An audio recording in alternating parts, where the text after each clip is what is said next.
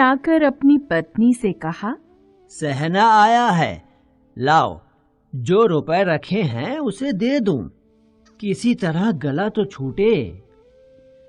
मुन्नी झाड़ू लगा रही थी, पीछे फिरकर बोली, 3 ही तो रुपए हैं, दे दोगे तो कंबल कहां से आएगा? माघ पूस की रात खेत में कैसे कटेगी? उससे कह दो फसल पर रुपए दे देंगे, अभी नहीं। हल्कू एक क्षण अनिश्चित दशा में खड़ा रहा। पूस सिर पर आ गया। बिना कंबल के खेत में रात को वह किसी तरह नहीं सो सकता, मगर सहना मानेगा नहीं, घुड़कियां जमाएगा। चाहे जाड़े में मरेंगे पर बला तो सिर से टल जाएगी। यही सोचता हुआ वह अपनी पत्नी के पास गया और खुशामद करके बोला, ला दे दे, गला तो छूटे, कंबल के लिए कोई दूसरा उपाय सोचूंगा। मुन्नी उसके पास से दूर हट गई और आंखें तरेरते हुए बोली, कर चुके दूसरा उपाय, जरा सुनूं क्या उपाय करोगे? कोई खैरात में दे देगा कंबल? मैं कहती हूं तुम खेती छोड़ क्यों नहीं देते? मर मर काम करो और जब फसल हो तो उसे लगान में दे दो। लगान चुकाने के लिए ही तो हमारा जन्म हुआ है। पेट के लिए मजूरी करो, ऐसी खेती से बाज आए। मैं ना दूंगी, ना दूंगी। हल्कू उदास होकर बोला, तो क्या गाली खाऊं? मुन्नी ने तड़प कर कहा, गाली क्यों देगा? क्या उसका राज है? मगर यह कहने के साथ ही उसकी तनी हुई भौहें ढीली पड़ गईं। हल्कू के उस वाक्य में जो कठोर सत्य था, वह मानो एक भयानक जंतु की भांति उसे घूर रहा था। वह जाकर रुपए निकाल लाई और हल्कू के हाथ पर रख दिए। फिर बोली, तुम छोड़ दो अब ये खेती। मजूरी में सुख से एक रोटी खाने को तो मिलेगी, किसी की धौंस तो न रहेगी। ऐसी खेती किस काम की कि मजूरी करके लाओ और उसे भी इसमें झोंक दो, उस पर ये धौंस सहो। हल्कू ने रुपए लिए और इस तरह बाहर चला मानो अपना हृदय निकाल कर देने जा रहा हो। उसने मजूरी से एक एक पैसा काट काट कर 3 रुपए कंबल के लिए जमा किए थे। वे आज निकले जा रहे थे। एक एक पग के साथ उसका मस्तक अपनी दीनता के भार से दबा जा रहा था। पूस की अंधेरी रात, आकाश में तारे भी ठिठुरते हुए मालूम होते थे।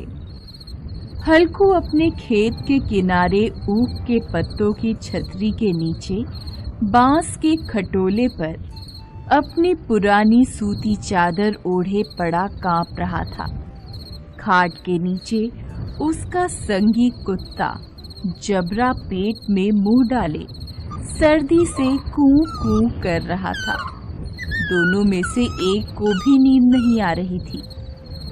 हल्कू ने घुटनों को गर्दन में चिपकाते हुए कहा, क्यों जबरा, जाड़ा लगता है? कहता तो था घर में पुआल पर लेटा रहे। तू यहाँ क्या लेने आया था? खाओ ठंड, मैं क्या करूं? जानते थे मैं यहाँ हलवा पूरी खाने आ रहा हूँ। दौड़े दौड़े आगे आगे चले आए। अब रो नानी के नाम को। जबरा ने पड़े पड़े दुम हिलाई और अपनी कूकू को दीर्घ बनाता हुआ एक बार जम्हाई लेकर चुप हो गया।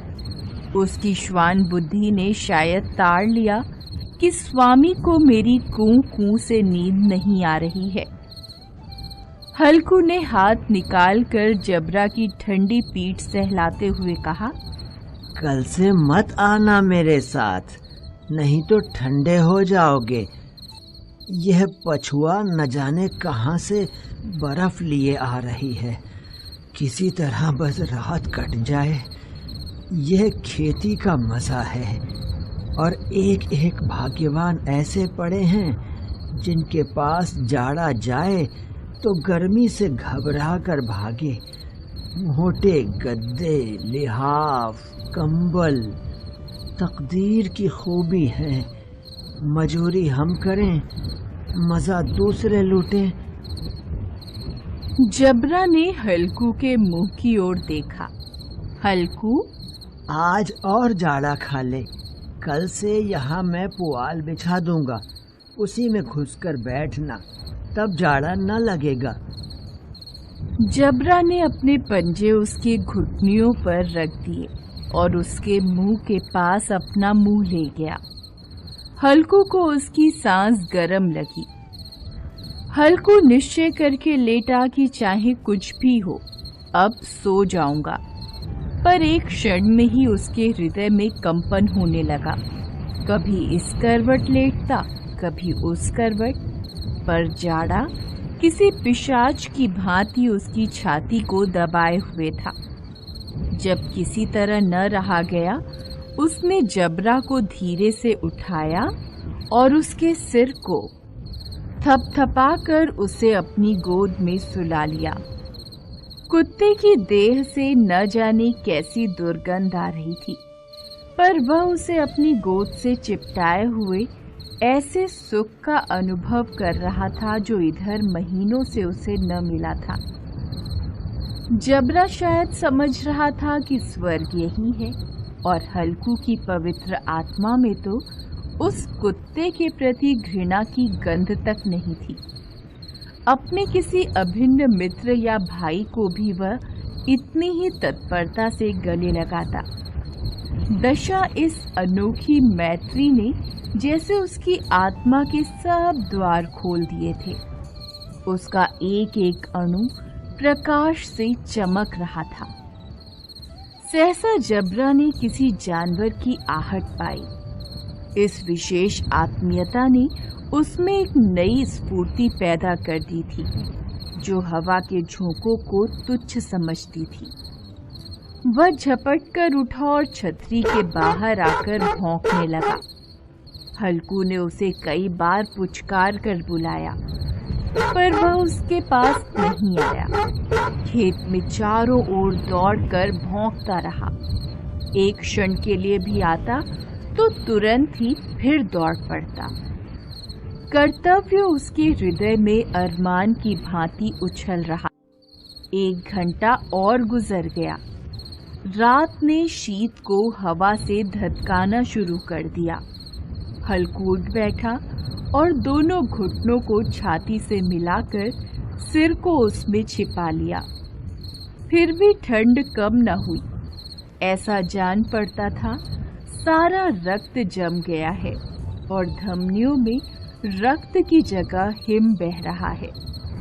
उसने झुककर आकाश की ओर देखा कि अभी कितनी रात बाकी है। सप्तर्षि अभी आकाश में आधे भी नहीं चढ़े। ऊपर आ जाएंगे तब कहीं सवेरा होगा। अभी पहर भर से ऊपर रात है। हल्कू के खेत से कुछ दूर आमों का बाग था। पतझड़ शुरू हो गया था। बाग में पत्तियों का ढेर लगा हुआ था। हल्कू ने सोचा चलकर पत्तियां बटोरूं और उन्हें जलाकर खूब तापूं। रात को कोई मुझे पत्तियां बटोरते देखे तो समझे कोई भूत है। कौन जाने कोई जानवर ही छिपा बैठा हो। मगर अब जाड़े में भी तो बैठे नहीं रहा जाता। उसने पास के अरहर के खेत में जाकर कई पौधे उखाड़ लिए और उनसे एक झाड़ू बनाकर हाथ में सुलगता हुआ उपला लिए बगीचे की तरफ चला। जबरा ने उसे आते देखा तो पास आया और दुम हिलाने लगा। हल्कू ने कहा, अब तो नहीं रहा जाता जबरू, चलो बगीचे में पत्तियां बटोर कर तापें। अभी तो रात बहुत है। जबरा ने कूं कूं करके सहमति प्रकट की और आगे आगे बगीचे की ओर चला। बगीचे में घुप अंधेरा छाया हुआ था और उस अंधकार में निर्दय पवन पत्तियों को कुचलता हुआ चला आता था। वृक्षों से ओस की बूंदें टप टप नीचे टपक रही थीं। हल्कू ने आग जमीन पर रख दी और पत्तियां बटोरने लगा। जरा देर में पत्तियों का ढेर लग गया। हाथ ठिठुरे जाते थे, नंगे पांव गले जाते थे और वह पत्तियों का पहाड़ खड़ा कर रहा था।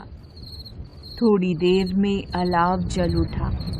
उसकी लौ ऊपर वाले वृक्ष की पत्तियों को छू छू कर भागने लगी। हल्कू अलाव के सामने बैठा ताप रहा था। उसने दोनों पांव फैला दिए, मानो ठंड को ललकार रहा हो। तेरे जी में जो आए सो कर। ठंड की असीम शक्ति पर विजय पाकर वह विजय गर्व को हृदय में छिपा न सकता था। उसने जबरा से कहा, क्यों जब्बर, अब तो ठंड नहीं लग रही है? जब्बर ने कूं कूं करके मानो कहा, अब क्या ठंड लगती ही रहेगी।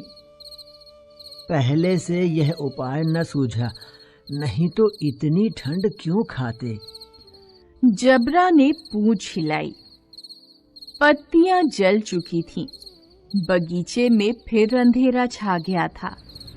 राख के नीचे कुछ कुछ आग शेष थी, जो हवा का झोंका आ जाने पर जरा जाग उठती थी, पर एक क्षण में फिर आंखें बंद कर लेती थी। हल्कू ने फिर चादर ओढ़ ली और गरम राख के पास बैठा हुआ एक गीत गुनगुनाने लगा। उसके बदन में गर्मी आ गई थी, पर ज्यों-ज्यों शीत बढ़ता जाता था, उसे आलस्य दबाए लेता था। जबरा जोर से भौंककर खेत की ओर भागा। हल्कू को ऐसा मालूम हुआ कि जानवरों का एक झुंड उसके खेत में घुस आया है। शायद नीलगायों का झुंड था। उनके कूदने और दौड़ने की आवाजें साफ कान में आ रही थीं। फिर ऐसा लगा कि वे खेत में चर रही हैं। उनके चबाने की आवाज सुनाई देने लगी। उसने दिल में कहा, नहीं, जबरा के होते जानवर खेत में नहीं आ सकता, वह नोच ही डालेगा। मुझे भ्रम हो रहा है। अब तो कुछ नहीं सुनाई देता। मुझे भी कैसा धोखा हुआ। उसने जोर से आवाज लगाई, जबरा, जबरा। जबरा भौंकता रहा, उसके पास नहीं आया। फिर खेत में चरे जाने की आहट मिली। अब वह अपने को धोखा न दे सका। उसे अपनी जगह से हिलना भी जहर लग रहा था। इस जाड़े पाले में खेत में जाना, जानवरों के पीछे दौड़ना असूझ जान पड़ा। वह अपनी जगह से नहीं हिला। उसने जोर से आवाज लगाई, लिहा, लिहा, लिहा। जबरा फिर भौंक उठा। जानवर खेत चर रहे थे। फसल तैयार थी। कैसी अच्छी खेती थी, पर दुष्ट जानवर उसका सर्वनाश किए जा रहे थे। हल्कू पक्का इरादा करके उठा, पर 2-3 कदम पर एकाएक हवा का ऐसा ठंडा, चुभने वाला, बिच्छू के डंक सा झोंका लगा कि वह फिर बुझते हुए अलाव के पास आ बैठा और राख कुरेद कर अपनी ठंडी देह को गरमाने लगा। जबरा अपना गला फाड़े डालता था। नील गाय खेत का सफाया किए डालती थी और हल्कू गरम राख के पास शांत बैठा हुआ था। अकर्मण्यता ने रस्सियों की भांति उसे चारों ओर से जकड़ रखा था। उसी राख के पास गरम जमीन पर वह चादर ओढ़कर सो गया। सवेरे जब उसकी आंख खुली तब चारों ओर धूप फैल गई थी। और मुन्नी कह रही थी, क्या आप सोते ही रहोगे? तुम यहाँ आकर रम गए और उधर सारा खेत चौपट हो गया। हल्कू ने उठकर कहा, क्या तू खेत से होकर आ रही है? मुन्नी बोली, हाँ, सारे खेत का सत्यानाश हो गया। भला ऐसा भी कोई सोता है? यहाँ मड़ैया डालने से क्या लाभ हुआ? हल्कू ने बहाना बनाया, मैं मरते मरते बचा, तुझे अपने खेत की पड़ी है। पेट में ऐसा दर्द हुआ कि मैं ही जानता हूँ। दोनों खेत की दशा देख रहे थे। मुन्नी के मुंह पर उदासी छाई थी, पर हल्कू प्रसन्न था। मुन्नी ने चिंतित होकर कहा, अब मजूरी करके मालगुजारी भरनी पड़ेगी। हल्कू ने प्रसन्न मुख से कहा, रात की ठंड में यहाँ सोना तो नहीं